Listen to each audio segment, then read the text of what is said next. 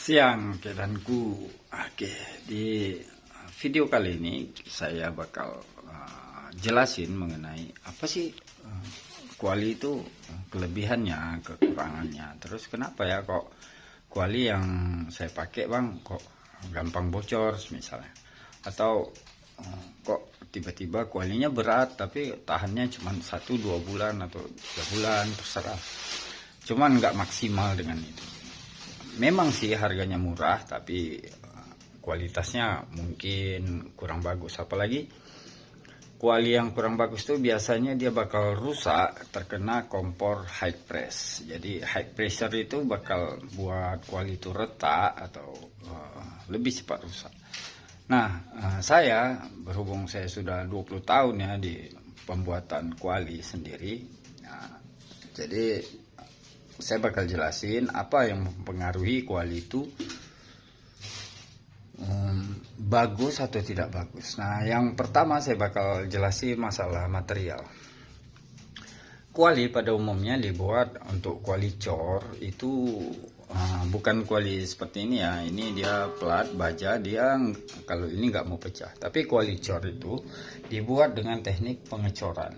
Jadi kuali besi-besi bekas itu dimasukkan ke dalam tungku, ke dalam tungku pembakaran atau masak gitu. Ibaratnya kalau kita analogikan itu dimasukkan dalam satu wadah sebagai kuali. Wadah itu sebagai kuali untuk memasak, tapi yang dimasak itu besi. Jadi setelah bahan itu dilebur, dimasukkan ke dalam itu, dilebur. Kalau besi cor itu tidak memperhatikan masalah kepadatan. Ya, kawan-kawan mungkin tahu kalau material yang kurang padat dia pasti lebih lemah. Maka kalau yang dia sedikit renggang, molekul kecilnya itu begitulah. Tapi untuk baja umumnya dia dibuat dengan cara dipres. Setelah dia panas memerah, maka dia dipres di mesin rolling gitu, dipres. Jadi sehingga dia tipis. Tetapi dia tipis punya kepadatan yang lebih tinggi. Contohnya plat baja seperti ini ya. Seperti ini. Nah, ini dia tipis. Tipis ya, ini apanya. Terus apa sih kegunaannya dengan plat yang tipis tadi? Gunanya apa bang? Ya karena dia lebih tipis tapi dia lebih padat, maka dia bakal lebih kuat. Jadi sebaliknya yang dicor itu mereka tidak memperhatikan kepadatan. Setelah masuk di dalam tungku, setelah masak melebur gitu jadi larva, jadi merah. Nah mereka tuang ke cetakan dan itu bercampur di situ antara sampah dengan besi. Terus ada juga kadang dimasukkan material lain untuk memperluas, memperbanyak gitu. Ibaratnya kalau kalian masak itu macam masak sup lah. Ya dagingnya dikit tapi banyak kuahnya gitu. Tergantung bagi kalian yang kepingin buatnya gimana. Tapi untuk peleburan baja begitulah tekniknya. Ada juga baja itu dilebur enggak hanya total memakai besi doang.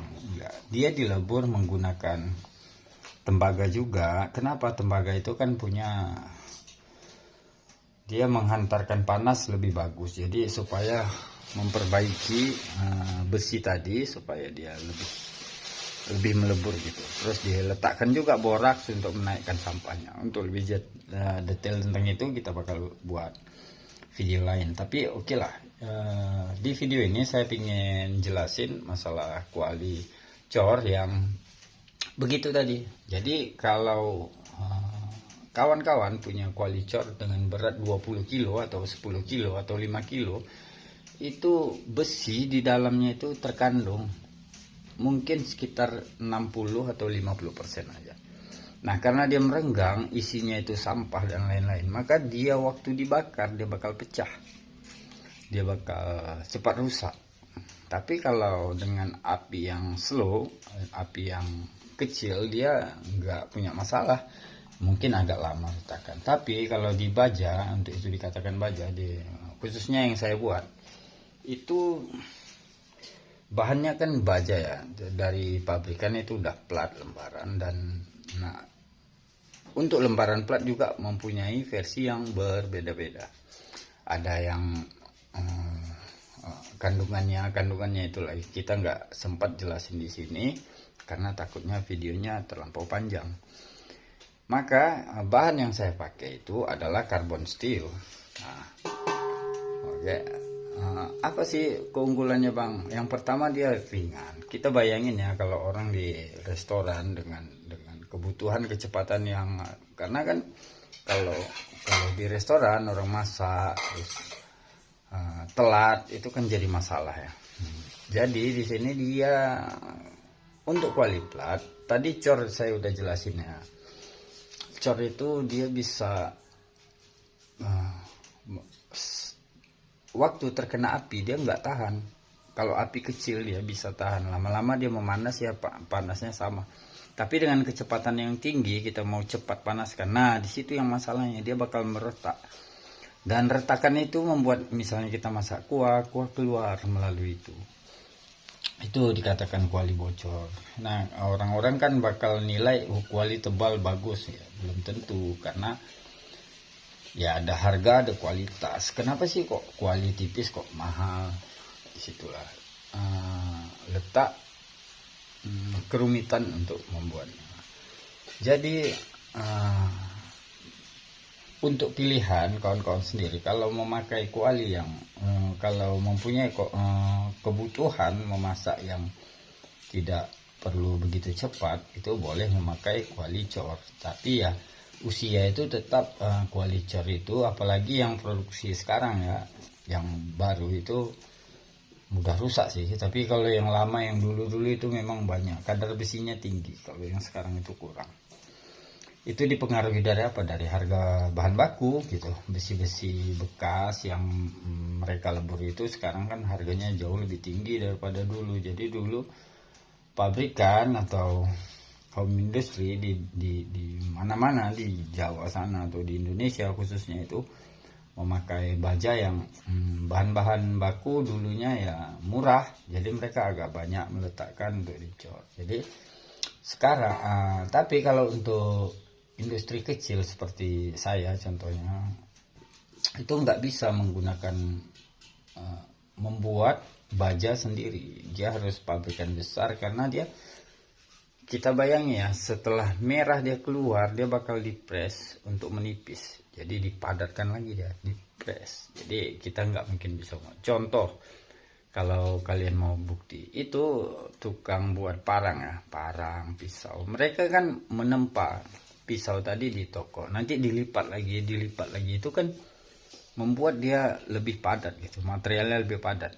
Nah, kotoran karbon dia itu, karbon yang udah nggak berbentuk besi lagi, kotor keluar menjadi kerak karena dia dipadatkan. Jadi di situ besinya dengan struktur molekulnya yang bagus, dia itu lebih kuat. Di situ juga lah baja. Jadi kawan-kawan yang heran ya, ringan kok mahal, berat kok murah gitu. Karena berat juga bukan besi semua ya. 1 kilo kapas sama 1 kilo besi juga tahu sendiri diameternya berapa, dimensi yang dipakai kan. Jadi ada harga, ada kualitas. Lalu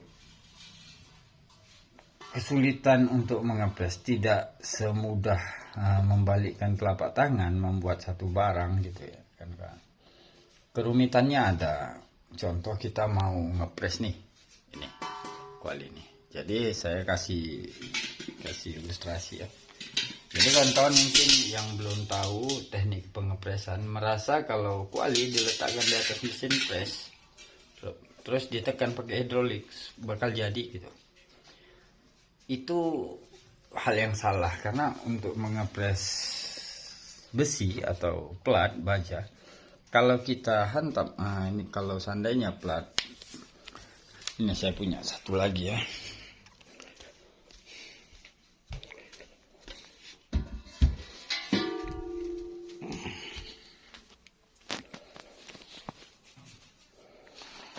ini seandainya dengan rata seperti ini ditekan dari tengah, Yang pinggiran ini bakal, gimana kalau kalian menekan kertas di ring yang bulat, kalian tekan kertas itu di ring yang bulat, kalian tekan kertas itu, dia bakal terlipat ya, berkedut,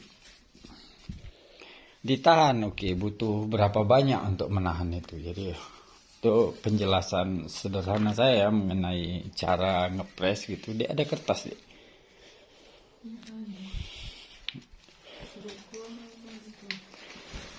Jadi contohnya begini ya, kawan. Saya di sini kepingin ngedukasi nih kawan-kawan yang mungkin berpikir kalau ngepres plat itu ya mudah aja, tinggal press aja. Ini contohnya, ini kertasnya, ini ada piringnya, lebih kurang segitu. Nah, besi juga mempunyai sifat yang sama. Ini saya tekuk, itu kan dia kalau malnya kita buat membulat, dia ditekan, lalu apa yang terjadi? Apa dia bakal mengikutin? Enggak, walaupun dia keras atau hayalan kawan-kawan di tengahnya bisa mengikuti, dia tetap seperti ini. Nah, ada bagian yang menekuk gitu. Baru ya, kalau mau coba aja sendiri pakai kertas, nggak usah pakai besi, kertas saja udah kelihatan. Maka mungkin ada yang kawan-kawan berpikir juga untuk menahan pinggiran ini ya, menahan pinggiran lalu dipres. Setelah ditahan di pinggiran ini, di pinggiran kita tahan, lalu kita press. Di sini nggak akan bakal mampu dengan tahanan ini, dia bakal mengunci sendiri gitu. Jadi sewaktu dia turun, nah maka koyak lah dia. Ada beberapa teknik pembuatannya yang betul seperti itu, tapi banyak teknik yang digabungkan di situ. Contohnya melalui di pinggiran ini tuh dikasih air supaya dia tidak menjepit, dan banyaklah. Untuk itu kita bakal jelasin di video lain karena panjang ya. Di sini kalau kita memahami tentang kerumitan pembuatannya itu, makanya untuk itu ada harga, belum lagi ada distributor di situ, ada macam saya pribadi ya, mengantarkan barang ke toko. Nah, lalu toko simpan itu mau berapa lama, dan modal dia itu berapa, dia harus sewa kios itu modalnya berapa, dan segala macam. Maka kejadiannya jangan heran kalau setelah di toko itu harga bakal melambung. Untuk pabrikan dengan tempahan kecil-kecilan kayak pembuatan misalnya home industry skala kecil seperti saya itu, pembuatan kualinya mungkin lebih terjamin ya. Kenapa? Karena kita membuat itu bukan dengan kecepatan tapi ketelitian, agar teliti itu juga otomatis, bukan karena harus teliti biar barangnya jadi. Kalau nggak teliti terkadang barang itu jadi nggak jadi, tapi karena harus teliti maka barangnya di kuali itu mempunyai ketebalan dari atas sampai bawah itu sama. Nah, mungkin kawan-kawan nggak tahu kalau kuali ini di daerah sini sampai kemari ini beda ketebalannya. Kenapa? Karena dia dipres. Di sini agak tipis, di sini tebal, di sininya agak menipis dikit karena dia ditarik. Kenapa begitu? Ya karena memang harus dibentuk sedikit demi sedikit, nggak bisa langsung. Jadi dia ada yang tertarik mana, jadi ada kehati-hatian untuk melakukan kerjaan itu. Baik, untuk sekarang saya kira itu aja ya, saya ingin jelasin mengenai ini. Untuk selebihnya saya harap kawan-kawan bisa dukung di channel ini, kasih komentar gitu atau apalah yang membangun. Terima kasih ya sebelumnya, selamat siang.